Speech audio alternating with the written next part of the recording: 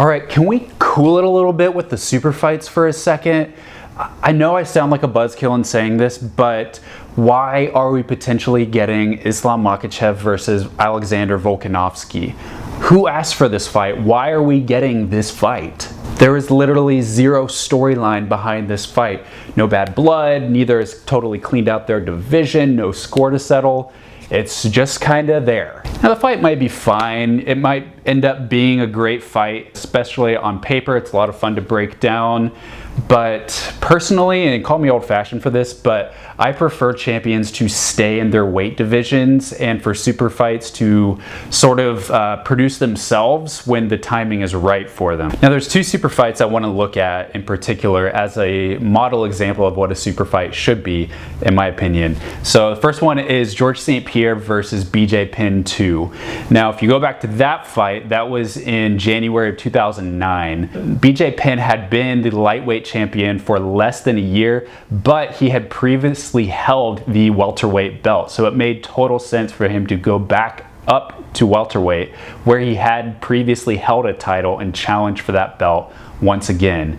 And he had a score to settle with George St. Pierre, right? He was talking a lot of smack on GSP. The two had already fought at UFC 58, and the result was a super close split decision that a lot of people thought that BJ won. So there was a total logical reason for this fight to happen. There were two of the very best in the world. GSP had near cleaned out his division, and it was a super fight that felt like it really meant something.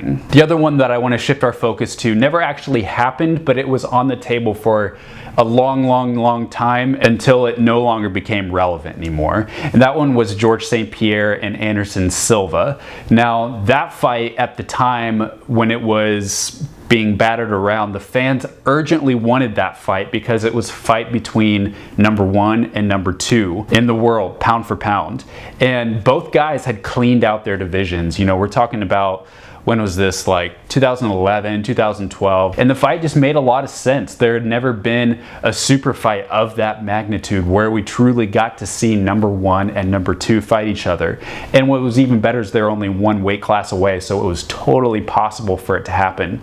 And that fight didn't happen. I think mostly it was George St. Pierre had a little bit of hesitation going up to that because he knew how long it would take for him to properly gain the weight to make 185 and not be too undersized. Now Makhachev versus Volkanovski has none of that. It's just sort of, well, he's a champion and he's a champion, so it's just kind of there. And the same could be said for when Adesanya fought Blachowicz. The same could be said for when Cejudo and Dillashaw fought. They were fights that didn't really need to happen, but they were just kind of there, and we got them. Not to mention all the wonky champ fights that happen in one, but that's a totally different problem. Now, it would be different if there weren't tons of fresh matchups just waiting there for both champs. I mean, Makhachev literally won the title less than a week ago, and there's already tons, years of fresh matchups available for him. For Volkanovski, there's Josh Emmett, there's Yair Rodriguez, there's the winner of this weekend's Calvin Kattar and Arnold Allen fight.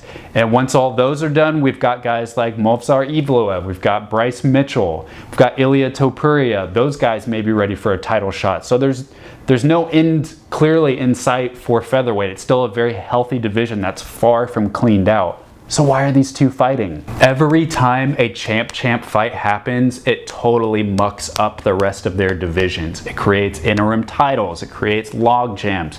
I mean, do I need to remind you of what happened when Conor McGregor had titles in both featherweight and lightweight and didn't defend any of them? It was a total mess, especially at lightweight. It took years to sort out all of that out with Tony Ferguson and Khabib, all those guys. It was a total mess. But you tell me, like, are you actually excited for this fight? Would you prefer this happen over Makhachev fighting someone like Beneil Dariush?